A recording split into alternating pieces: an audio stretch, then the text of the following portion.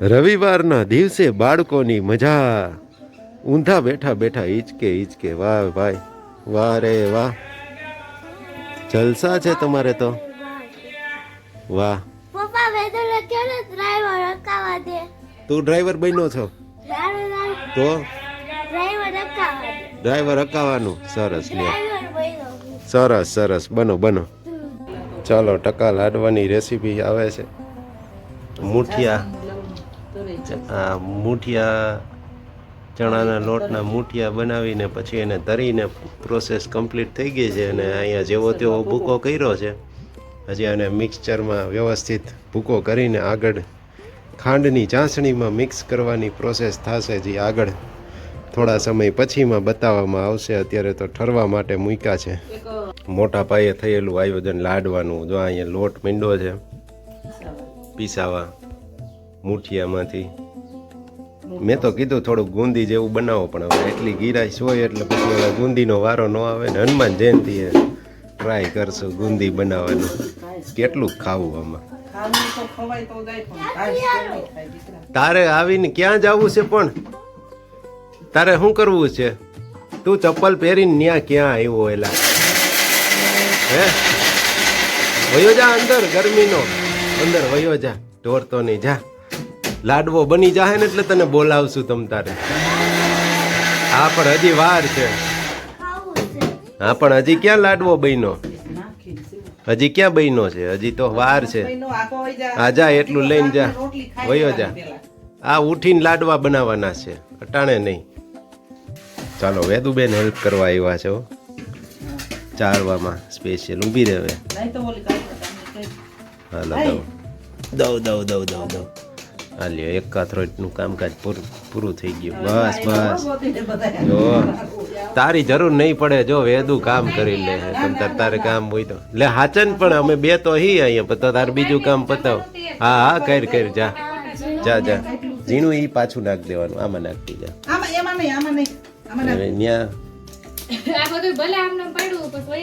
બસ, વેદુબેન બેસી ગયા છે, મિક્સર હાલે છે. ને આમાં માપ માટેની તકલીફ થાય. ઘણાને ખબર ન પડે કે કેટલા લોટ સામે કેટલી ખાંડ નાખવી. તો એના માટેનું પેલા આને માપ કરી લેવાનું. એક પ્રકારનું લોયું લઈને, એ જેટલા લોયા થાય એનું અડધું ને. આ 4 લોયા લોટ થયો હોય તો સામે 2 લોયા ખાંડ નાખી દેવાની. દાખલા તરીકે તપેલી લ્યો તો તપેલી ભરીને જોઈ લેવાની કેટલી તપેલીયું આવડો આ જે દળેલું મિશ્રણ ભૂકો થાય છે. 4 થાય તપેલી તો 2 તપેલી સામે ખાંડ નાખી દો એટલે માપસરનું ગયડું થઈ જાય. કોઈને વધારે ગમતું હોય તો અડધી તપેલી વધારે ખાય, બાકી આ ઓછું ગયડા જેવું મસ્ત વ્યવસ્થિત થઈ જાય. અડધા માપે રાખીએ ખાંડ એટલે બરાબર ને. હાલો, હવે દળવાનું કામકાજ અહીંયા સમાપ્તિ કરીએ છીએ. અને પછી આગળ હવે ખાંડની પ્રોસેસ, ચાસણી બનાવવાની. માપવા માટે વેદુ જાય છે એક વાસણ પાત્ર લેવા. એ પાત્ર ઉપરથી ગણતરી કરવામાં આવશે કે કેટલા લોયા મિશ્રણ તૈયાર થયું છે. તો એ પ્રમાણે એમાં ખાંડની ચાસણી લેવાની ખબર પડે. અમારે હોય લાડવા જાજા.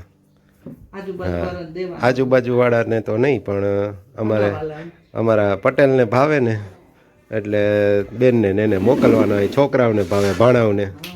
એટલે એ લાડવાની હોળી ઉપર હાઈડો થઈ જાય. વેદુબેન લાવ્યા છે લોયું. હવે ભરીને જોઈ લઈએ કેટલા લોયા થાય છે. હા ચાલો વેદુબેન ગણજો કેટલા લોયા થાય. 1 થયું, 2 ને આ 3 થશે. હવે 3 માં અડધા કેમ કરવા? 1.5 લોયું.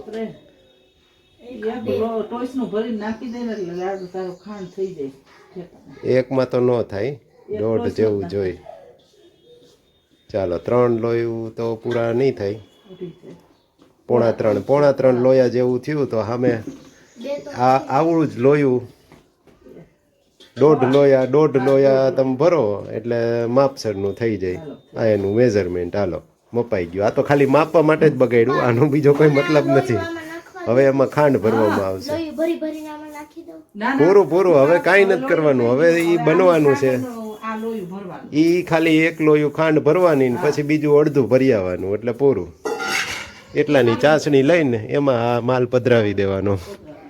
ઓહ, ધોવી પડે. ચાલો ધોવી. ચાસણી બનાવવાની એ આવી પ્રોસેસ ચા ચાલુ હસી છે. ન હોય, તો આ શું છે ચાસણી નથી એ તો વાત હાસી પણ આવું બંધારું જો તો ખરો. ઈ તો હમણાં એની ઇમ્પ્યુરિટી કાઢી ધોઈ નાખશું નાખી હોત આપણે. તો પણ કે હવે કાંઈ નો એવું થઈ જાય આ હવે ધોવાય? હાંકવાનું. હા, ખાંડ ધોવાની પ્રોસેસ હાલે છે. ખાંડ ધોઈ હોળી ઉપર ખાંડ ધોવાની પ્રોસેસ. હવે એમાં સાફ સફાઈ માટે હવે ચાસણીની ઇમ્પ્યુરિટી કચરો બધો હોય દૂર કરવા માટે દૂધ લઈ આવ્યો છું. થોડુંક ઉકળવા માંડે પછી આમાં નાખી દઈએ એટલે ફીણ વળીને નોખું પડી જાય કચરો જે હોય એ બધો.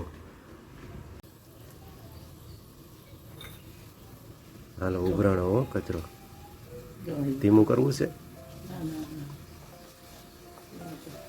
ઉભરા છે પણ. ધીરું કરી દઈએ થોડું ધીરું. બસ રેડી.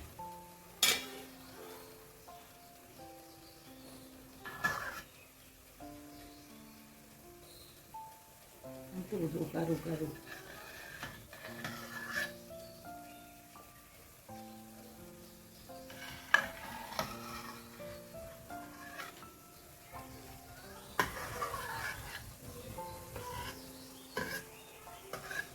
જો હા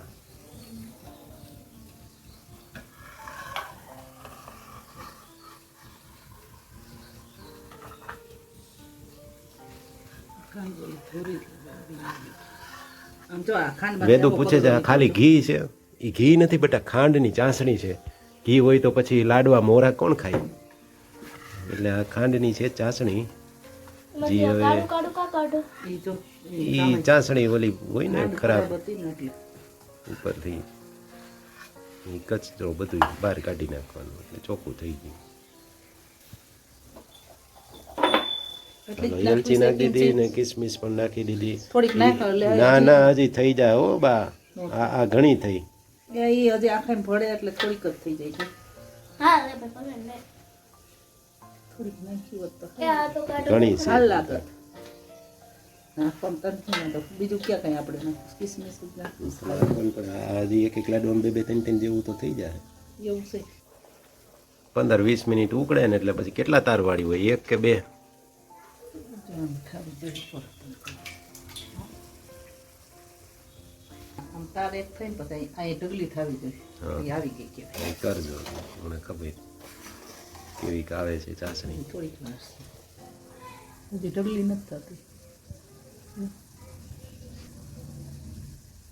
સાચી વારે થાય ઢગલી તાર થઈને તો ત્યાં અહીં ઢગલી થાય જોઈ થોડીક વાર છે હવે ઓલમોસ્ટ 5 મિનિટ ગરમ થશે ને 2-5 મિનિટ એટલે થઈ જશે. આ જે તાર જે બતાવ્યો એ તારથી થોડુંક થાય એટલે રેડી.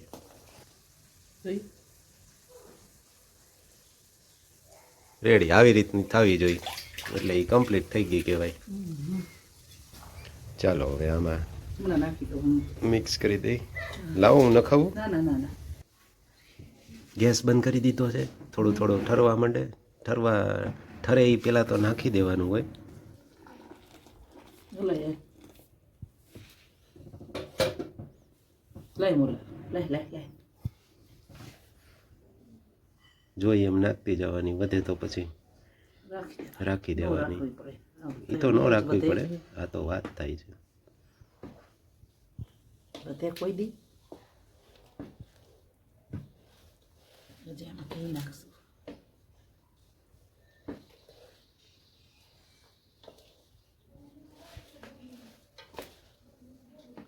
આ તો કોરા મોરા થયા. હવે આવું કેમ થાય? નાખો હજી નાખો. હવે રેડી.